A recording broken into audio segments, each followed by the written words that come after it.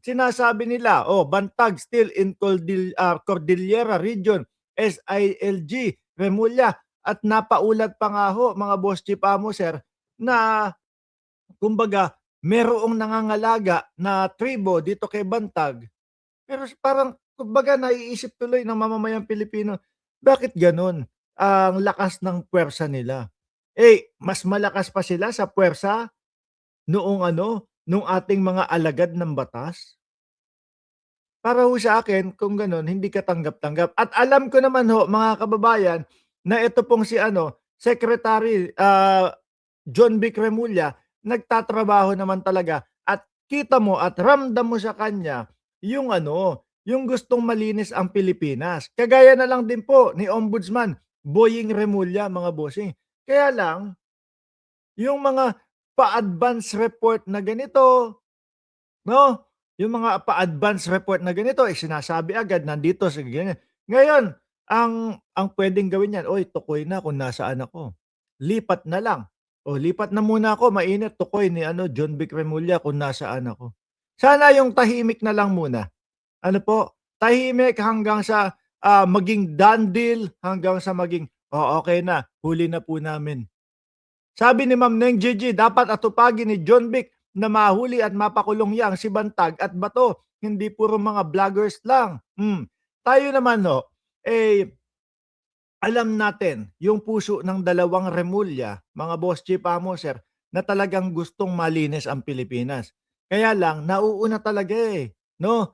Nauuna yung mga, pag-e-expose kung nasaang lugar itong mga ito.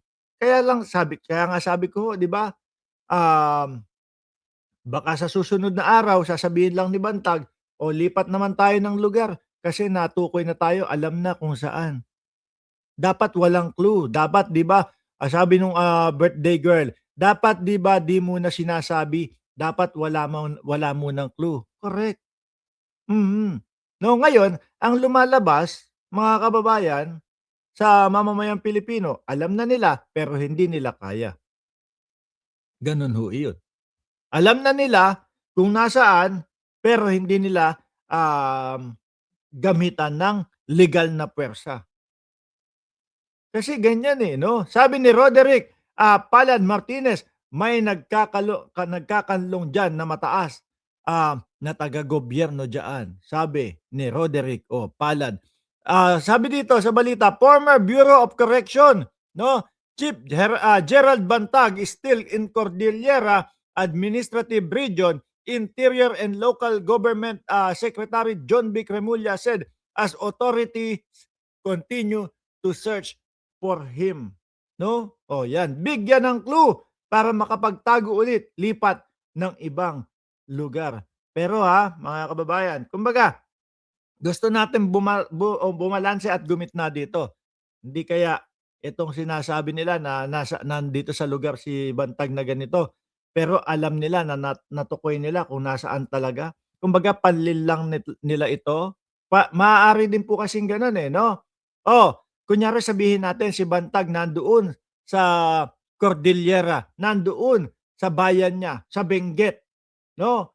Pero, ang katotohanan alam nila na nasa Quezon City lang. Yung tipo hong ganyan, para magiging kampante yung kanilang taong hinahagilap at aarestuhin, 'no? Para hindi na mabigla na lang. Kampante, kumbaga okey galaw-galaw, alam nila nandoon ako sa, Benguet, alam nila nandoon ako sa Cordillera, 'no? Pero yun nga, iwasan siguro para hindi sila nasasabihan na, nasaan na yung mga ipapakulong? Nasaan na yung mga, ipapakulong bago Pasko?" Kumbaga medyo, less lang po. Pero, Secretary, John Vic Remulla, hindi kita binabanatan. Ako ay hanga sa inyong magkapatid. Gusto ko nga maging presidente, 'no? Gusto ko nga maging presidente si Ombudsman Boying Remulla. Sabi nung iba, 7 taon ang pagiging ombudsman, kaya malabo. Puwede namang mag-resign 'yan.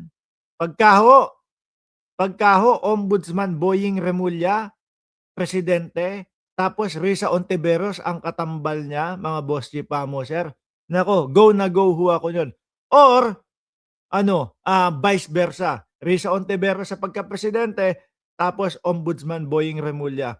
Yun yung ano ko, yun yung gusto kong maging tandem ho para sa 2028 mga kababayan. Anyway ho, no?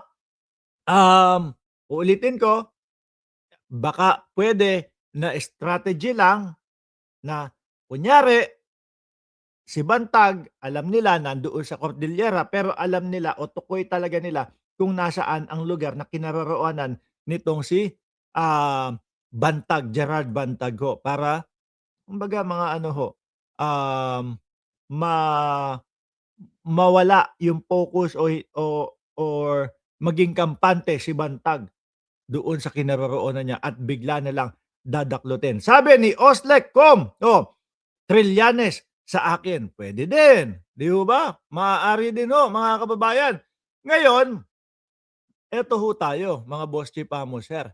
Nandito tayo ngayon sa panahon na si Presidente Marcos naman po ang tinatadtad nila ng impeachment ho mga bossing, 'no?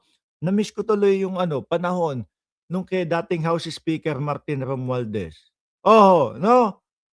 Kasi ho mga kababayan tingnan niyo nung panahon nung dating, speaker pa si Martin Romualdez, sandali lang, tatanungin ko ulit kayo, o doon sa mga, may alam meron na ba, may nailabas na ba na ebidensya laban dito kay Martin, Romualdez? Bukod ho doon sa dalawang witness na inilabas nila na nagsasabi na si Martin Romualdez daw ang nagmamay-ari nung bahay at ang kontraktor daw ay si, Curly Discaya. Meron na bang iba pa or wala pa hanggang ngayon? Naku po, tingin ko kayo na lang po ang hinihintay ng korte, 'no? Kinakailangan nila ng testigo, wi-witness laban kay Martin Romualdez para maipakulong niyo na ito. Wala pa hanggang ngayon, 2 witness na walang kuwenta, na sayang ang oras ko dun. Alam niyo ina-analyze ko ho yung ano na yun, 'no?